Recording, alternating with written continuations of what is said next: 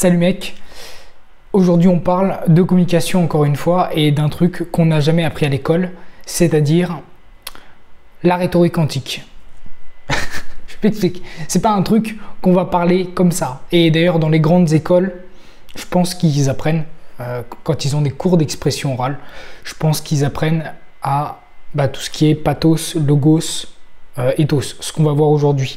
Je t'explique. Petite histoire pour démarrer. Les Grecs qui vivaient il y a plus de 2000 ans, ce sont les premiers à avoir instauré une démocratie directe. C'est-à-dire que, en somme, chaque Athénien, voilà, ce qui vivait à Athènes, c'était une cité-État, un petit peu comme la France, mais juste dans Paris. Imaginez, ça ce serait une cité-État. Athènes, c'était une cité-État qui prospérait il y a 2000 ans et dont les Athéniens étaient des Grecs de l'Antiquité, qui ont posé les bases, les piliers d'un discours riche, d'un bon discours, d'un bon orateur. Aristote, notamment, est connu pour son traité de rhétorique qui expose les trois piliers d'un bon orateur, donc l'éthos, le logos et le pathos. Ok ? Donc, sans plus attendre, on passe à l'éthos. D'accord ? L'éthos, c'est l'art d'être crédible.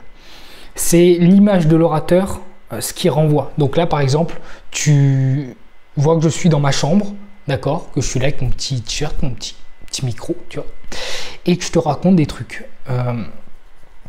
Alors, l'éthos, pour avoir un bon éthos, pour que les gens qui m'écoutent me fassent confiance, il faut que je sois compétent, c'est-à-dire qu'il faut que je sois expert, que je sois précis, spécifique dans ce que je raconte, pour être crédible, voilà, spécialisé.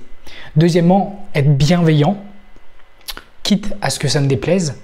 Par exemple, tes parents, quand ils te disent ne fais pas ça ou ne fais pas ça, c'est parce qu'ils savent que si tu le fais, ça va te poser des problèmes, tout simplement. Donc ils te disent ne le fais pas. Toi, tu n'es pas au courant, mais voilà, et sur le coup, ça t'ennuie un petit peu, ça te fait chier. Mais ils sont bienveillants. Voilà, c'est ça être bienveillant. Et troisièmement, troisième pilier d'un ethos puissant, d'un ethos qui va donner envie aux gens de te faire confiance, c'est la vertu, être vertueux, ou plutôt être cohérent.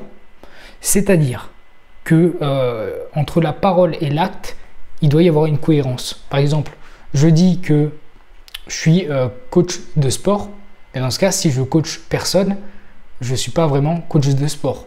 Plutôt à l'intérieur de moi, ça va pas trop. Enfin, tu vois l'idée, Donc, en gros, comment être crédible? Et là, je te donne un petit exemple. Imaginons que je veuille te donner un conseil. Je te dis, les pompes, c'est bon pour la santé. Tu vas me dire, merci, ok. Et ça, c'est pas crédible. Par contre, je te dis,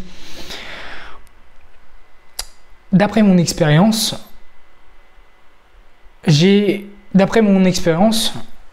et l'expérience de mes élèves, ce qui permet le plus de transformer et de s'améliorer en très peu de temps, c'est de faire des pompes. Voilà, surtout quand on n'arrive pas encore, qu'on n'a pas de force de pousser. S'entraîner à faire des pompes, ça a développé beaucoup de matière, de muscles au début. Voilà, donc là, c'est plus crédible d'un coup. Tu as compris la différence entre pas crédible et crédible? Voilà, je te laisserai remettre ça en arrière. Je vais aller un peu plus vite. Ensuite, on a le logos. Le logos, c'est des arguments.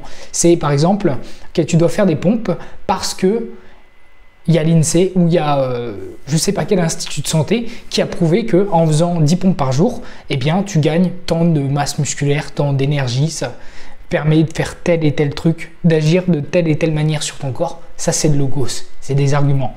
Et donc, pour construire un argumentaire solide, voilà ce que tu peux faire. Tu commences par la conclusion, genre par exemple, c'est bon pour la santé de faire du sport. Ensuite, donner source, preuve technique, extra technique. Donc, preuve technique, c'est je fais des pompes. Extra technique, c'est des pompes, c'est quelqu'un d'autre qui va, enfin j'ai oublié, mais on s'en fout en fait. C'est juste tu donnes des preuves, quoi. Tu vois, t'amènes des chiffres, des données, comme ce que je viens de te dire avec la recherche scientifique. Troisièmement, la garantie, validité de l'argument, solidité du lien entre les données et la conclusion. Voilà, si je te dis les pompes, c'est bon pour pour t'améliorer, pour faire un salto, tu vas te dire non, pas vraiment, ça n'a pas trop de lien. Et ben voilà, faut qu'il y ait une certaine voilà, les pompes c'est bon pour la santé parce qu'on va faire un mouvement, on va bouger notre corps, faire du renforcement contre résistance, ok, du travail contre résistance, et donc il a été prouvé que c'est bon pour la santé parce que ça travaille le corps, l'oxygène, et donc quatrièmement, fondement, pas forcément la vérité, ça doit toucher les valeurs, la morale profonde des gens. Il y a six. En fait, tous les humains possèdent ça en eux, ça s'appelle la morale, et on a 6 piliers dans la morale: le soin, l'équité, la liberté, la loyauté, l'autorité et la pureté. La pureté, ce qui est sale ou ce qui est impur.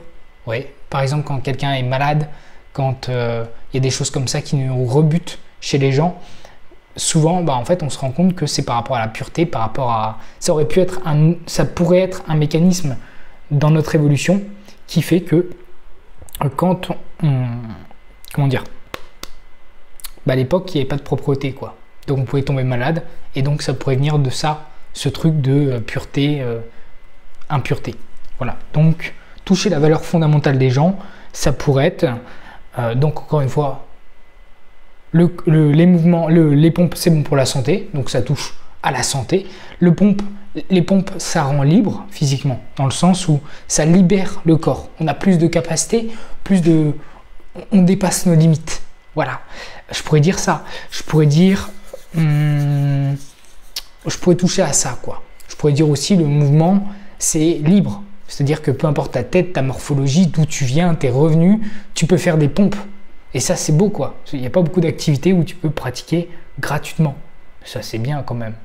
Donc, c'est gratuit. Et tout ça, c'est de l'ordre de l'argumentaire. Donc, je t'ai expliqué comment faire. Ah oui, donc, petit exemple. Exemple, il faut faire du sport. Donc, 1, donner. Donc, on commence par la fin. Conclusion, il faut faire du sport. 2, donner source. Le sport est bon pour la santé.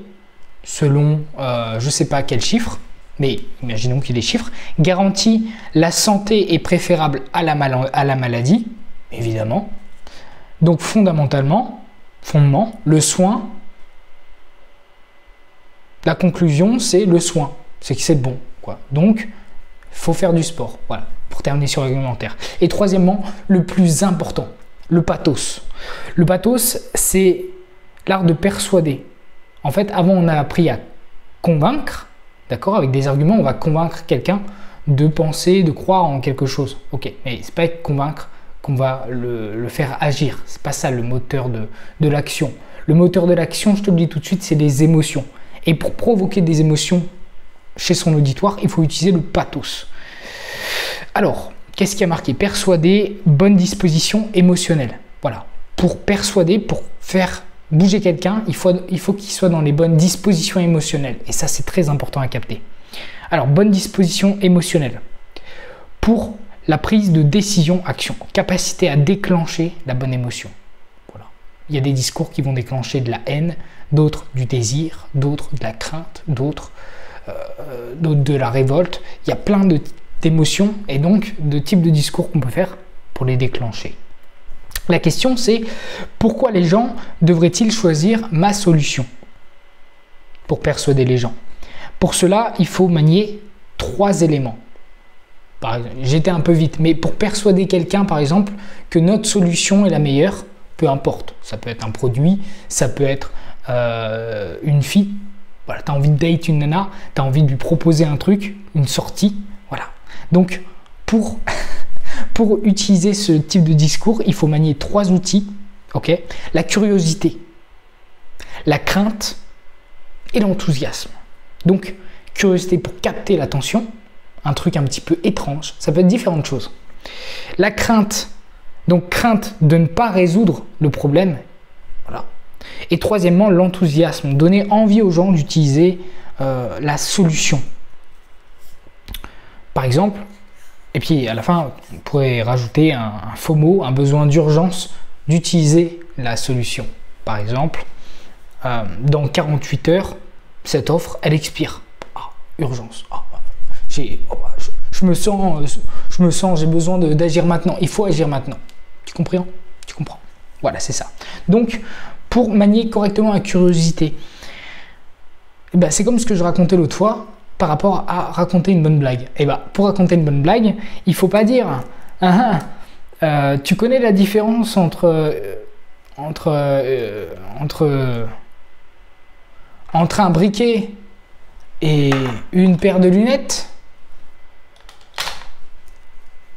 C'est qu'il y a des branches, des crayons, enfin, t'as compris, il faut laisser du temps pour que la personne, elle s'imagine, tu vois, des choses. Et après, tu vas arriver et tu vas donner la blague, tu vois. Mais avant ça, elle s'est faite elle est partie dans son imagination pour imaginer des trucs. Et à la fin, tu provoques une émotion avec ça, c'est de la curiosité. Bon, c'était pas bien. Par exemple, là, je te dis, ok, j'ai enfin trouvé la technique pour faire apparaître de l'argent magique, de l'argent comme ça, pour en faire imprimer des milliers à l'infini. Tu vas te dire, ok, quelle est ta solution? Bon, tu vas me dire, je te crois pas, connard, mais bon, ok, c'était pas crédible.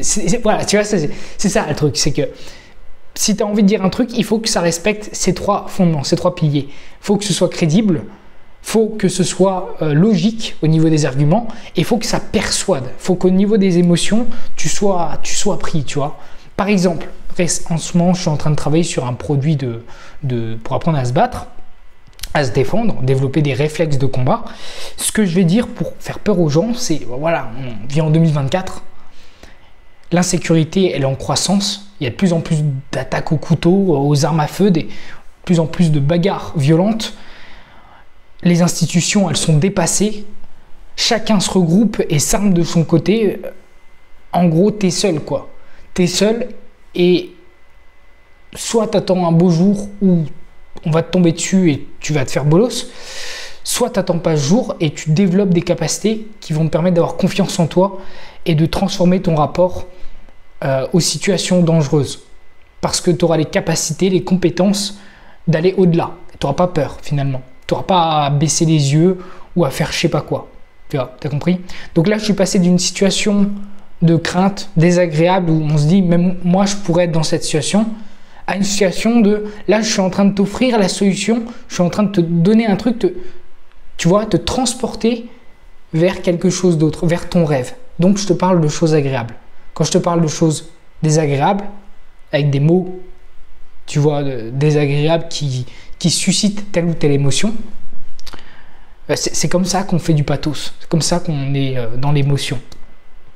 Et donc, ça, c'était voilà, les trois piliers d'un bon orateur selon la rhétorique antique, selon le traité d'Aristote. Voilà, 384 avant Jésus-Christ, moins 322 après Jésus-Christ. Voilà, c'était des sacrés bonhommes. Donc, inspire-toi de tout ça. Remets-toi la vidéo parce qu'il y a eu beaucoup d'informations et surtout entraîne-toi. Si je peux te donner un conseil, c'est pas écoute, parce qu'en fait, moi je suis resté en position passive pendant des années, en mode vas-y, je me dis qu'écouter, ça va peut-être m'aider à transformer ma cognition. Non, ça marche pas. Par contre, un truc qui fonctionne, c'est tu vas parler avec ChatGPT et tu lui dis maintenant je veux m'améliorer, je veux améliorer mes discours. Je veux que tu me notes, je veux qu'on travaille sur cet élément et que tu me fasses faire des exercices. Comme ça, tu travailles vraiment et tu travailles. Ça, c'est le premier élément, ChatGPT, s'entraîner avec les discours avec lui. Deuxième élément, ultra important, c'est tu te filmes comme je suis en train de faire, tu vois. Je prends mon téléphone, je le cale là. Bon, je mets une petite lumière pour toi parce que je sais que je ne serai pas seul à la regarder. Enfin, j'espère. Mais tout ça pour te dire que en te filmant, tu vas voir tous tes pires défauts. Tu vas voir qui tu es exactement. Vraiment, tu vas te voir, tu vas entendre ta voix, ça va te faire chier. Tu vas voir ta tête, tu vas voir tes pires défauts, tu vas voir tous tes tics. Et en même temps, c'est désagréable, hein, mais pourtant, c'est ce qui va t'aider le plus à progresser. Tu entends? Le plus. Donc, ChatGPT pour s'entraîner, faire des vidéos pour... Tu vois. Puis en plus de ça, si tu as envie de démarrer une activité sur Internet, faire des petites vidéos comme ça, c'est plutôt pas mal. Sur ce, on a 15 minutes. Je te laisse. Allez, bye!